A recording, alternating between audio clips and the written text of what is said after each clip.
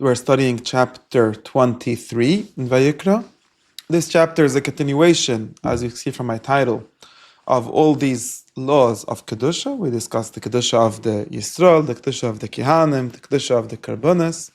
And now we have one more thing of Kedusha, which is the Kedusha of the times, or which times, as the Pasuk calls them here, Mikra Kodesh, when we have a holy calling. Calling means something like, according to the Ramban and others, calling together, when they call together the crowd, the congregation, to come in the Beis HaMikdash, or maybe also in Beis HaMedrash and other places, to have a Me'adei Hashem, the correct times and the holy times, which are dedicated to God, which are dedicated to the mitzvah, the korbanos, the gatherings that are mentioned here. So this has the framing of this chapter.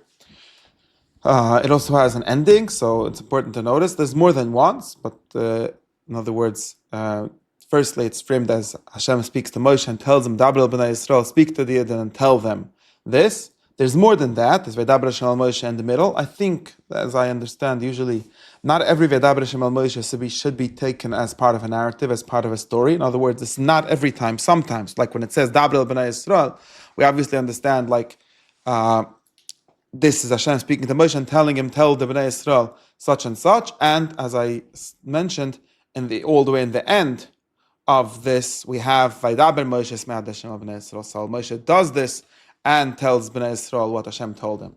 But in the middle, we also have some Vaydaber Hashem al Moshe Laimeh. Sometimes it even says Daber Bnei Yisrael again, but he didn't seem to tell the Yidden in between. So what I think is usually that those openings with Daber Hashem al Moshe Laimeh are not meant to be read as something that happened, but more, as we said in the Sifru, in the beginning of this book, Litn Revach Le'ezbainan. So it's telling us, it's starting off the story again, as we have seen yesterday, that sometimes the Pasuk starts off the story, or starts off the sentence, the narrative, so to speak, again, not specifically, not necessarily to say that there's really a new story or a new parsha, but more to tell us that this is a new inyan. It starts a new subject, and then we have more than a few of them within this chapter. But in general, this whole chapter is framed in that way, that this is one more parsha of Kedusha that is told to Moshe, to tell the Yidden, and then he tells them.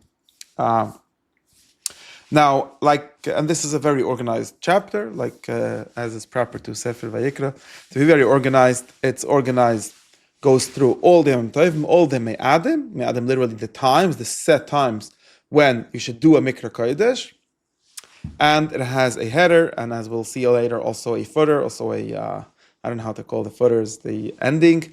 It has a header and an ending, and the header, as is also something that happens many times in these parashas, is doubled. So the first header is this: Me'adei Hashem Tikra Oisa Mikra Kodesh Ele Me'adei. These are Me'adim. It talks about Shabbos, and then it starts again: Ele Me'adei Hashem Mikra Kodesh Tikra Oisa Me'adam.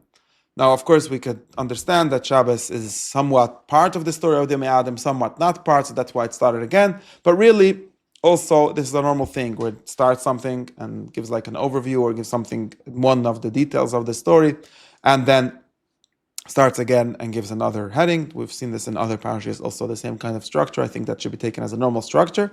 There is some art, there is some reason why some things are put in between them and so on. Same thing with the endings. We'll see in the parasha has also a double ending, and that's also a relatively normal thing in these parashas. That seems to be the structure, how it's set up. So, now, the first parsha, the first part, the first moyed, so to speak, which is talked about in this, is the moyed of Shabbos that was already in the Seres Adibris, and as one way of reading the whole Torah, as an elaboration of things that are in the Seres Adibris. So we have 6 days of work, and the 7th day is Shabbos, and Mikra Kodesh, no Melacha, it's Shabbos, and here there's one addition, Bechol Mesh V'Seichem. I think there's only one more place where it talks about Bechol Mesh V'Seichem, which is in the story of the Omer, and then in the story of the Lechem Tenufa that's broken, Moshe Vayseichem. We'll talk about that in a minute when we get there. But Shabbos is specifically mentioned to be B'chol Mesh Vayseichem, and that literally means, although it doesn't say explicitly here, that you need to go to the Beis HaMikdash to do the other Yom Tovim. It says in Sefer Dvorim, and also earlier in Sefer Shemos, we talked about Shalosh Pam Bashani Yeror Kol Zechecha. And over here, it doesn't not mention the aliyah l'regel, the going to the certain place is not mentioned at all. But we can understand that it's assumed, or in some sense, it seems to be assumed that Shabbos is in every place you live. So Shabbos, you have to rest everywhere. And the Mikra Kodesh of Shabbos, like we said, what's Mikra Kodesh? Maybe just to go to the Beis HaMedrash, to read the Torah, to do the Tefillas of Shabbos, and so on. But some other Mikra Kodesh, like Pesach, to do the Pesach, which means doing the Korban Pesach, that's not going to be in B'chol Meshvasechem, since you need to go at least to a Bama, at least, or if not, to the Beis HaBechira to do the Korban Pesach. So that's Shabbos. And now starts the series of Me'adim, and starts with the Korban called Pesach, and goes in the order of months. This is, I think, the only, besides for the Sefer Midbar, which is also some kind of continuation of Sefer Vayikra and Parshas Pinchas, where we get the laws of the Yom Tovim with much more details of which korbanos. Here they're all mentioned in one word, V'kraftem Isha Hashem. It never says how many korbanos exactly. And in Shabbos it doesn't tell us about korbanos at all, or in the daily korbanos it does not tell at all. It doesn't tell us in any Yom Tov basically how many korbanos and what. That is filled in Sefer Parshas Pinchas. So that parsha is sort of a hashlama, sort of a finishing and like an addition to this parsha. But what this parsha does more explicitly than any other parsha before or after, in other words, in Sefer Shemos, where we had the Yom Tovim several times, twice I think, and in Sefer and the Devarim we have the Yom Tovim, none of them have precise dates for when the Yom Tovim should be according to the dates of the months. This is the parsha which tells us, that's what is the focus on Me'adah, the times, the set times where we should do these Me'adim, which is the times. If you do these Mikra Kodesh, are specifically in these months, in these dates of the month. So this is the parsha which determines the exact time of the Me'adim by the dates of the month, and goes in the order of the months from the first to the seventh. The seventh is really the last. So there's maybe more months, but they're not mentioned here. They're not part of the cycle of Mikra Kodesh. So in the first month, the 14th day of the month, in the evening, there's Pesach. Pesach means the Korban Pesach. We've learned this in Parshas Bo, the laws of this. The 15th day of the same month, there's a Chag. So Pesach is not a Chag. It's just being a Korban Pesach. And then the 15th day, there's a Chag HaMatzos. And what do we do in this Chag HaMatzos? Firstly, for 7 days, we eat matzos. That's why it's called Chag HaMatzos. And besides for that, there's the structure that all these Yom Tovim that are 7 days have. The first day is a Mikra Kodesh, which is explained as Kol Melechus Avoda. It might not be the same exact thing. In other words, there's two ways of reading it. One way is to say Mikra Kodesh is the Kol Melechus Avoda Leisasu. I think a more reasonable way to say that two things. Mikra Kodesh is a positive thing, like we say from the Ramban, to get together, to have some kind of gathering, some kind of day that is Kodesh, that is sanctified to Hashem in some way. And what we don't do is Melacha. Okay. Now, for 7 days, there's korbanos. That goes on for 7 days. That's really the sense in which the moed lasts for 7 days. And the 7th day, again, there's a Mikra Kodesh without Malacha, so that's what we call Rishon and Shvish Pesach. That's the law of Chag HaMatzos. We call it Pesach, but it's really Chag HaMatzos. Pesach is just the Yom Tov of the 14th day that's done before that. Now there's a new parsha, and here's V'daber Shel Moshe Lama, starts a new structure. This structure, this new parsha goes all the way through the Yom Tov of Shavuos, and then there's even an ending. There's a signature, Ani Hashem Elokeichem, at the end of it.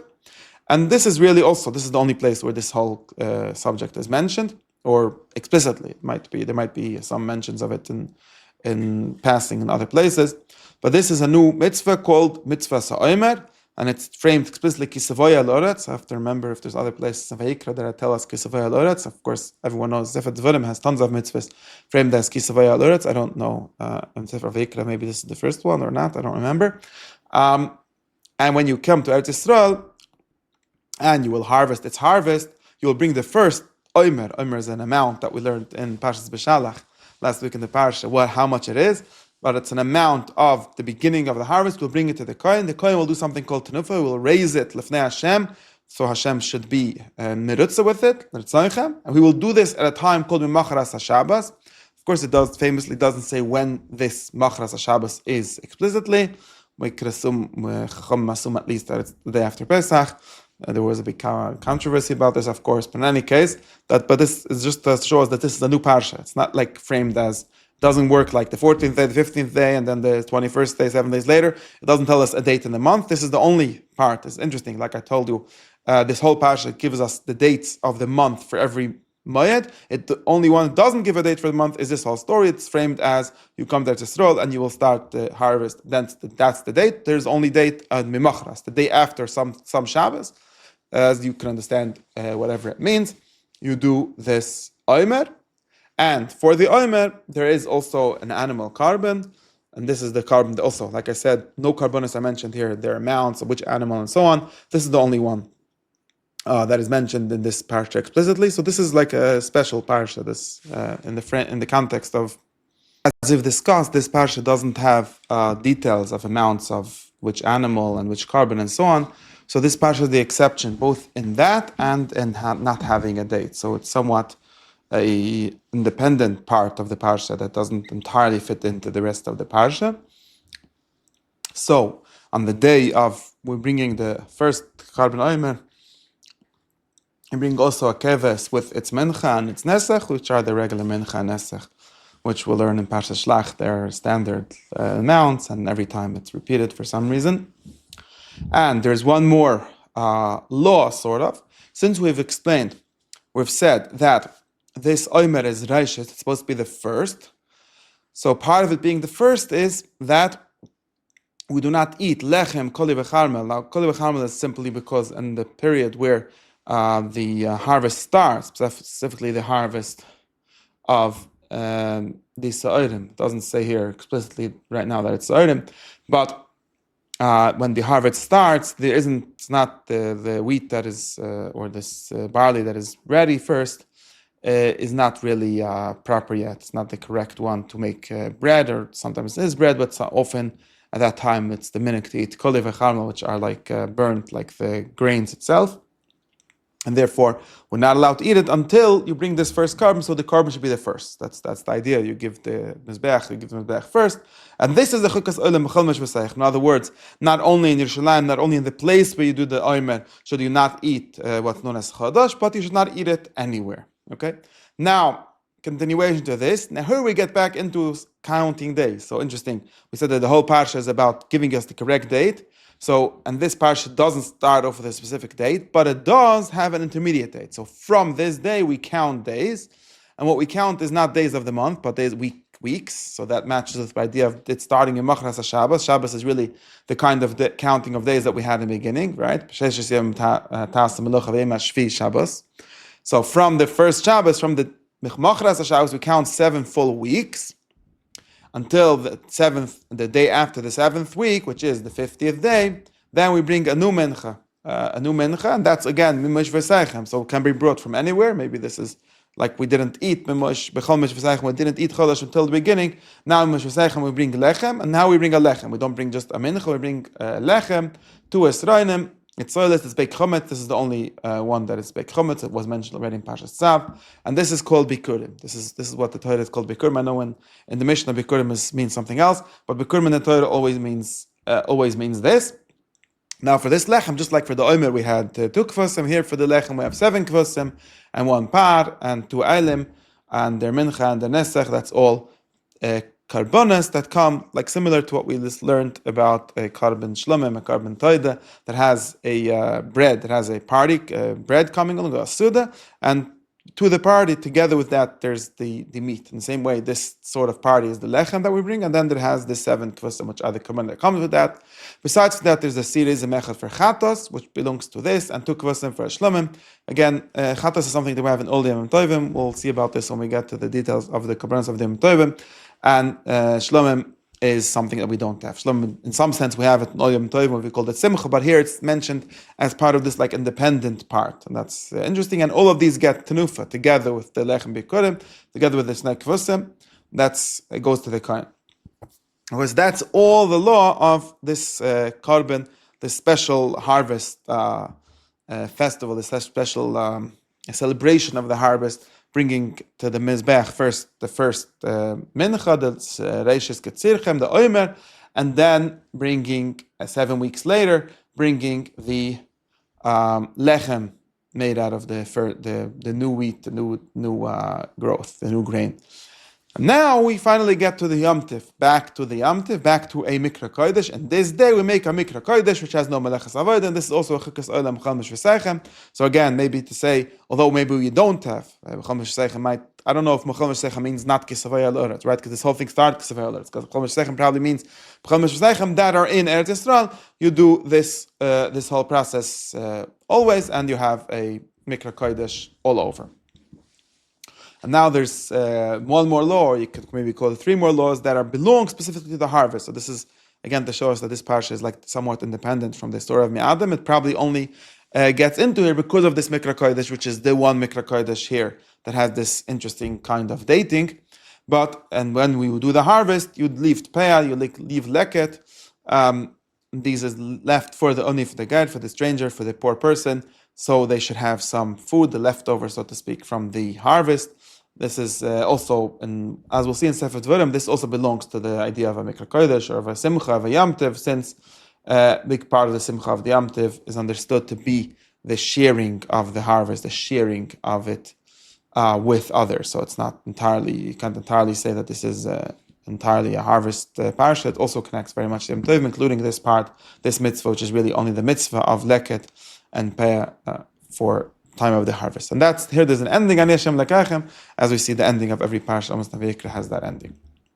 Now we start a new parsha, a new series, back to the regular structure of Yom Tovim.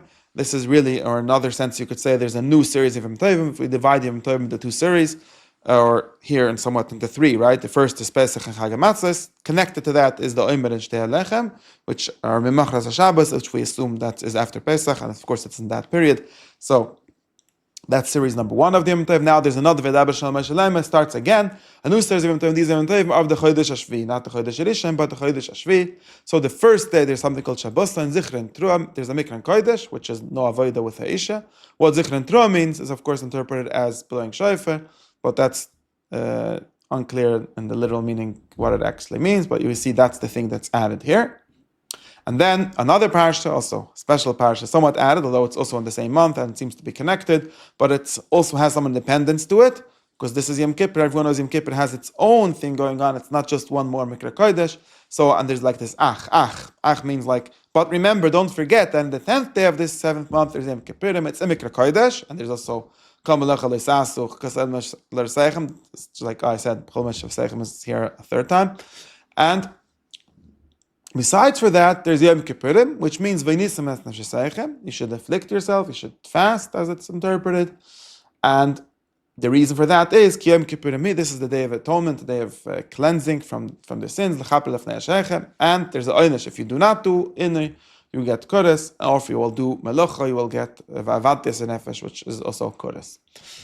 So, and then it repeats itself. Shabbos b'snei lechem, you will from the 9th day, me'erev ad erev. Literally, the Chazal, of course, have a drash, very famous drash on this, but literally what this means is just to tell us that this fast should be 24 hours, unlike we might understand a fast, or maybe even some of the other Mikra Kodesh are specifically only by Yom, and from the morning to the evening. Here it's saying me'erev ad erev. In other words, you have to start fasting from the 9th day. It doesn't literally mean from the 9th day, but it means from the evening after the 9th day, which is why it's me'erev ad erev. So that's the halacha of Yom Kippur. Of course, the avodah of Yom Kippur, the korbanos of Yom Kippur, the taharas hamikdash is not mentioned here at all, but it was mentioned at length in Parshas Achrei Mos just not so long ago.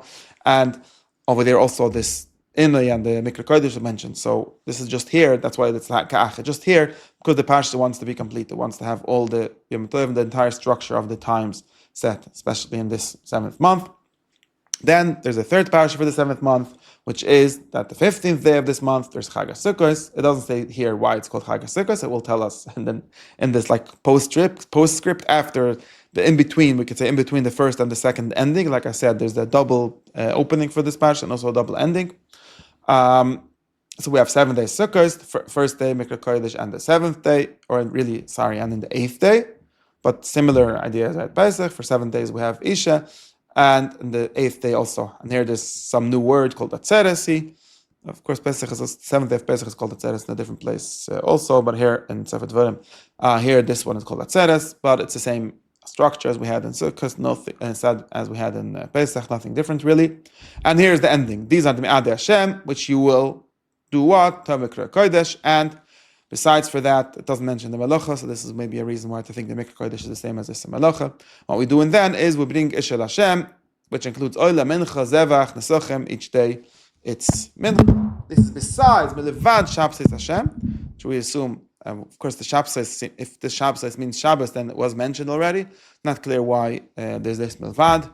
and besides for the matanas and the nedurim. In other words, these are the obligatory korbanos. Of course, if you want, you could come in the middle of the year and make a neder or a nedava, or maybe besides for the isha, which is prescribed, which you have to do on Yom Tov, you could bring your other ones, and the time to bring it is Yom Tov.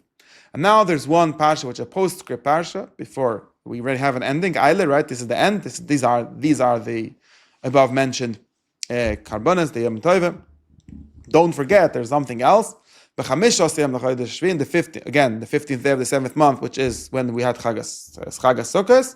Here, there's a new thing, and here it's also added that this is the time of the gathering of the tversot. So not the harvest as we had. So similar, there's some connection, some correspondence between this and it's not a but the same story that we had in Mikra Shabbos, where it was the beginning of the harvest. Here is the time of the gathering everything into the house, when we gather together the tversot, the things that grow in the land. Now we have Chag Hashem, new name for the Chag. It was called Chag Sukkos. Now it's Chag Hashem for 7 days. First and the 8th day are Shabbos, which is rest. So here we see that 7 days might mean like Ad B'Chlal, the 8th day also. And in the first day, we have this new mitzvah mentioned here, the first and only time, to take these 4 fruits, or 4 things that grow, and they be happy or celebrate before Hashem for 7 days. So that's known as the mitzvah of Dalet Minim, mentioned here the only time. And this is, again, it mentioned that this is Chag for Hashem, 7 days in the year.